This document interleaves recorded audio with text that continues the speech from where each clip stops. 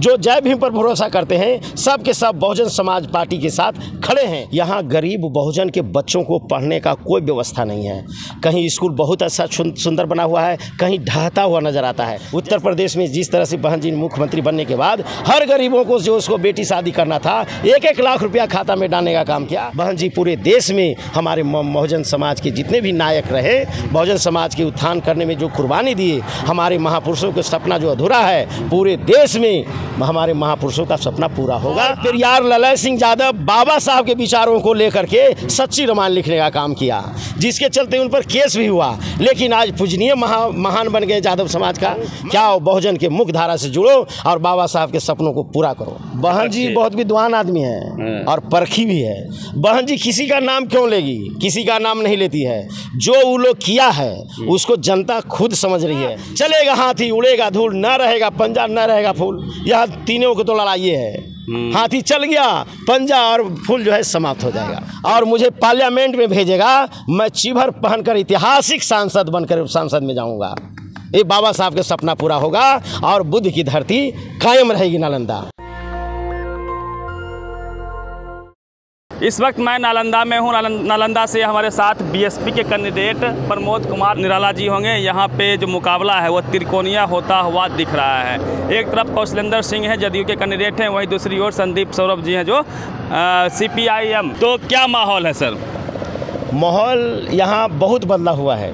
सच में त्रिकोणात्मक लड़ाई हो गई है। एक समय था आज से 20 वर्ष पहले, जब सारे अनुसूचित जाति के लोग लाठी पहना लेकर लाल सलाम करते थे और गोलियों को बौछार करके नक्सलाइट बन गए थे।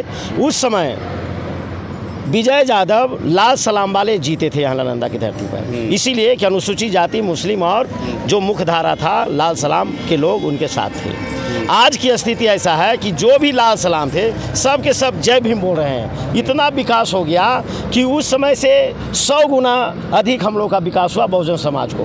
तो निश्चित रूप से आज जय भीम बोलने वाले अनुसूचित जाति, पिछड़ी जाति, अति पिछड़ी जाति और मुसलमान जो जय भीम पर भरोसा करते हैं, सब के सब बहुजन समाज पार्टी के साथ खड़े हैं। निश्चित रूप से विजय यादव के बाद आज प्रमोद कुमार यादव यहाँ खड़ा है और सबसे आगे खड़ा है। यहाँ सबसे आगे हम लोग हैं। नालंदा के बारे में सर कहा यह जाता है कि नीतीश जी की कर्मभूमि रही है, उनका गृह जिला रहा है, काफ़ी कम हुआ है। कौशलेंद्र जी उनकी पार्टी से कई बार से सांसद हैं, तो ये इस बार कैसा चुनौती मानते हैं आप? सबसे पहले तो 15 साल में इतना घिनौना कर दिए नालंदा को कौशलेंद्र जी, घिना दिए कि एक बच्चा उनको गाली दे रहा है, नाम नहीं लेना चाहता है। दूसरी बात, नीतीश जी भी बुढ़ापे में आ गए, विधानसभा में अलबल बोल रहे हैं, तो यहाँ आके अब क्या संभालेंगे? उनका उम्र समाप्त हो गया। उन्होंने यहाँ जॉर्ज साहब को 70 वर्ष में कहा कि आप बूढ़े हो गए। ये 78 वर्ष 75 वर्ष में भी अभी बूढ़े नहीं हुए हैं, इसीलिए जनता उनको नकार रही है। और नकार साहब यहाँ से लड़ते थे जी, जॉर्ज साहब लड़े थे। 70 वर्ष के नाम पर उनको हटा दिया गया। हाँ, क्या बूढ़े हो चले हैं आप, राजनीति से संन्यास लीजिए। तो यहाँ अभी कौशलेंद्र जी 15 साल से काम नहीं किए, क्या कोई काम नहीं किए। जहाँ बहुजन समाज है वहाँ नाला का दुर्गति है, यानी लोग घर से निकल नहीं सकता है, इतनी गंदगी फैली हुई है। किसी का मकान नहीं बना, किसी को 3 ईस्वी ज़मीन नहीं मिला, किसी को घर में नौकरी नहीं मिली और सब बेरोजगार बनकर भटक रहा है बहुजन लोग। इसीलिए बहुजन सब एक हो गया है और जिसमें अति पिछड़ी भी लोग हैं जो बहुजन के साथ दे रहे हैं। और अति पिछड़ी के कारण हम लोग आज सबसे आगे हैं और कौशलेंद्र जी बहुत पीछे चल रहे हैं। लगातार आप क्षेत्र में घूम रहे हैं, या आपकी कर्मभूमि रही है, जन्मडी रही है, क्या क्या मूल समस्याएं हैं? यदि मौका मिलता है उसको आप दूर करेंगे, मुद्दा क्या है आपका इस बार? सबसे बड़ा मूल समस्या है शिक्षा का समस्या। यहाँ गरीब बहुजन के बच्चों को पढ़ने का कोई व्यवस्था नहीं है।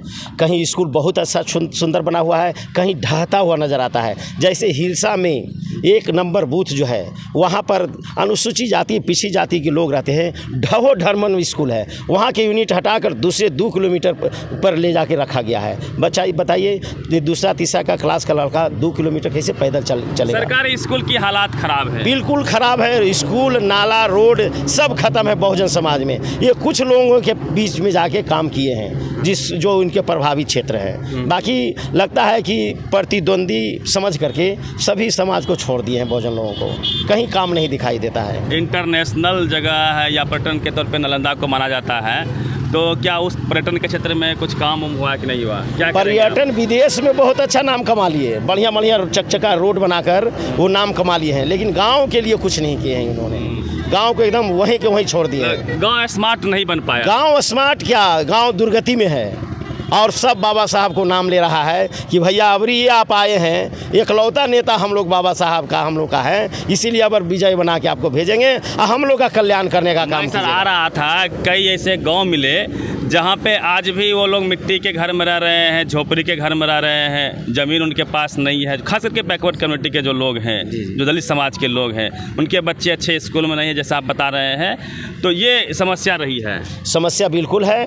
और समस्या बहन जी ने उत्तर प्रदेश में मुख्यमंत्री बनकर जो इसी तरह के हालात वहाँ भी था, गरीब बहुजन अति पिछड़ा के पास मकान नहीं था, झोपड़ी था, मिट्टी का मकान था। बहन जी मुख्यमंत्री बनते ही सबको बड़ा बड़ा बिल्डिंग बनाकर चाबी धरा देने का काम किया। 3-3 एकड़ जमीन, 3-3 एकड़ जमीन देने का काम किया। और उतना ही नहीं, बड़ा बिल्डिंग बना करके उसी बिल्डिंग में आस पास में बाउंड्री में बच्चों को पढ़ने के लिए स्कूल या हॉस्पिटल, खेलने के लिए मैदान, ऐसा व्यवस्था कर दिया। ठीक उसी तरह यदि बहन जी देश का प्रधानमंत्री बनती है तो नालंदा के लोगों को भी वही तोहफा मिलेगा। 3 एकड़ जमीन, बच्चों को पढ़ने के लिए विद्यालय, बच्चों के इलाज के लिए, बूढ़ी माताओं के लिए इलाज के लिए अच्छा हॉस्पिटल, और जो हमारी वृद्धा माता पिता हैं उनको 400 रुपया दे करके तोहफा दे रहा है। 1500 रुपया बहन जी ने उत्तर प्रदेश में किया, यहाँ भी 1500 रुपया सब गरीब वृद्धा पेंशन मिलेगा। दूसरा बात, गरीबों के बच्चों की शादी का समस्या, जैसी जवान बच्ची होती है नींद नहीं आता है गरीबों को, शादी मैं कैसे करूँगा। उत्तर प्रदेश में जिस तरह से बहन जी मुख्यमंत्री बनने के बाद हर गरीबों को जो उसको बेटी शादी करना था 1-1 लाख रुपया खाता में डालने का काम किया। यदि उत्तर प्रदेश जैसा भारत का प्रधानमंत्री बहन जी बन जाती है तो नालंदा की धरती पर भी गरीबों के बच्ची की शादी के लिए 1 लाख रुपया खाते में जाएगा। बहुजनों के उत्थान का रास्ता बीएसपी से गुजरता है। बिल्कुल, हम लोग के महापुरुष जितने हैं वही महापुरुषों के नाम से वृद्धा पेंशन, बच्चों की शादी का योजना, उसके बाद गरीबों के उत्थान का जितना भी जन कल्याण योजना है सब हम लोग का महापुरुषों का है। उतना ही नहीं, हमारे महापुरुषों के नाम से तो गाँव हो गया, जिला हो गया, हॉस्पिटल हुआ, स्कूल हुआ, बड़ा बड़ा इंजीनियरिंग कॉलेज हुआ, मेडिकल कॉलेज हुआ। उसी तरह से बहन जी पूरे देश में हमारे बहुजन समाज के जितने भी नायक रहे, बहुजन समाज के उत्थान करने में जो कुर्बानी दिए, हमारे महापुरुषों का सपना जो अधूरा है पूरे देश में हमारे महापुरुषों का सपना पूरा होगा। आप सर यादव समाज से आते हैं, यादव या तो लालू जी के साथ चले जाते हैं या फिर हिंदू मुस्लिम के नाम पे, राम मंदिर के नाम पे वो लोग जो है बीजेपी को वोट कर देते हैं। देखिए, वोट का सवाल नहीं है, यहाँ विचार और सिद्धांत का सवाल है। सारे यादव देश के कृष्ण की तरफ दौड़ रहे थे और पेरियार ललय सिंह यादव बाबा साहब के विचारों को लेकर के सच्ची रामायण लिखने का काम किया, जिसके चलते उन पर केस भी हुआ। लेकिन आज पूजनीय महान बन गए यादव समाज का। मैं भी पेरियार ललय सिंह के रास्ते पर चलकर एक इतिहास बनाना चाहता हूँ, यादव को अपनी तरफ दिशा देना चाहता हूँ। क्या बहुजन के मुख्य धारा से जुड़ो और बाबा साहब के सपनों को पूरा करो। कहा जाता है कि 21वीं सदी बाबा साहब की सदी होगी, अम्बेडकरवाद की सदी होगी, पेरियार की सदी होगी, ललित सिंह यादव की सदी होगी।